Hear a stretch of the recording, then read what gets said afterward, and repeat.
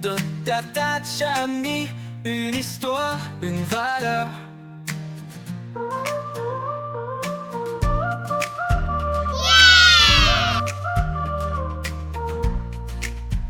Vous suivez Job, l'homme au cœur patient.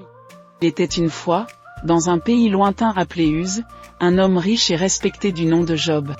Il possédait de nombreux troupeaux, une grande maison, des serviteurs en abondance, une famille aimante et, surtout, il était juste et intègre devant Dieu. Job était connu pour sa piété et sa sagesse, offrant chaque jour des sacrifices pour ses enfants, de peur qu'ils aient offensé Dieu sans le savoir. Mais un jour, une épreuve terrible allait bouleverser sa vie. L'épreuve du juste, la foi mise à l'épreuve. Dans les hauteurs célestes, Satan, l'accusateur, vint devant Dieu et déclara : Job t'honore parce que tu l'as béni de richesse et de bonheur, mais enlève-lui tout, et il te maudira en face. Alors Dieu permit à Satan d'éprouver Job, mais sans toucher à sa vie. En un seul jour, des messagers arrivèrent les uns après les autres, apportant des nouvelles tragiques. Des bandits avaient volé tous ses troupeaux. Un feu tombé du ciel avait brûlé ses serviteurs.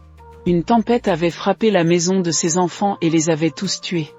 Face à ces pertes immenses, Job tomba à genoux, déchira ses vêtements en signe de douleur, mais au lieu de maudire Dieu, il déclara : L'Éternel a donné, l'Éternel a repris, que son nom soit béni.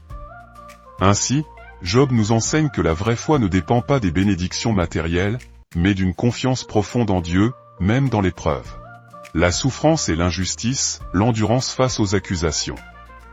Voyant que Job restait fidèle, Satan alla plus loin. Il frappa Job d'une terrible maladie, des ulcères purulents couvraient tout son corps. Il s'assit sur un tas de cendres, se grattant avec un tesson de poterie pour soulager sa douleur. Sa propre femme, témoin de son malheur, lui dit avec amertume : Maudis Dieu et meurs. Mais Job répondit avec sagesse : Nous recevons de Dieu le bien, et nous ne recevrions pas aussi le mal. 3 amis de Job, Éliphaz, Bildad et Tsophar, vinrent le voir et restèrent assis en silence pendant 7 jours, accablés par sa douleur. Mais lorsqu'ils prirent enfin la parole, ils l'accusèrent : Si tu souffres autant, c'est parce que tu as péché. Confesse-toi et Dieu te rétablira. Mais Job savait qu'il était innocent. Il ne comprenait pas pourquoi il souffrait, mais il refusa de prétendre qu'il avait commis un crime qu'il n'avait pas fait. Ainsi, Job nous apprend que la souffrance n'est pas toujours une punition, et que la foi véritable consiste à rester fidèle, même sans comprendre les plans de Dieu. Dieu répond, l'humilité devant la grandeur divine. Dans son désespoir, Job cria vers Dieu, cherchant une réponse. Finalement, Dieu lui parla du cœur de la tempête et lui posa des questions profondes. Où étais-tu quand j'ai fondé la terre ? Peux-tu commander aux étoiles ? As-tu créé les mers et les vents ? Job comprit alors que Dieu est infiniment plus grand que l'homme et que certains mystères dépassent notre compréhension. Dans une humilité profonde, il s'inclina et dit : Je reconnais que j'ai parlé sans savoir. Je me repens dans la poussière et la cendre.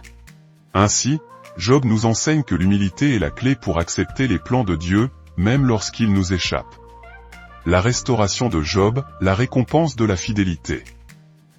Parce que Job était resté intègre, Dieu réprimanda ses amis et leur ordonna de demander pardon à Job. Il rétablit ensuite Job dans une gloire encore plus grande, il lui donna le double de tout ce qu'il avait perdu.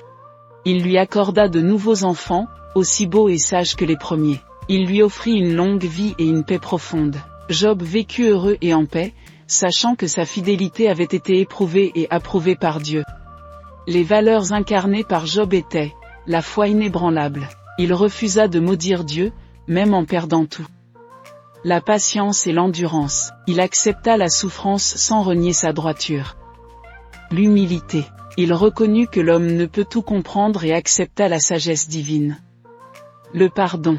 Il intercéda pour ses amis, malgré leurs fausses accusations. Ainsi, l'histoire de Job nous rappelle que la souffrance peut être une épreuve de foi, mais que ceux qui restent fidèles à Dieu sont toujours restaurés et bénis au-delà de leur douleur. Si tu as aimé ce conte, mets un like et abonne-toi pour découvrir d'autres histoires fascinantes. Faites entrer la puissance des contes bibliques dans votre foyer.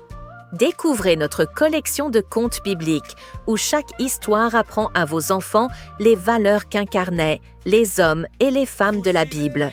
Des récits profonds et inspirants qui mettent en exergue des leçons de vie. Ainsi, vos enfants prendront conscience des comportements qui attirent la faveur de Dieu et ceux qui provoquent la colère de Dieu. Offrez à vos enfants un cadeau qui grandit avec eux, des histoires qui éduquent, inspirent et guident. Une histoire par jour, une leçon pour la vie.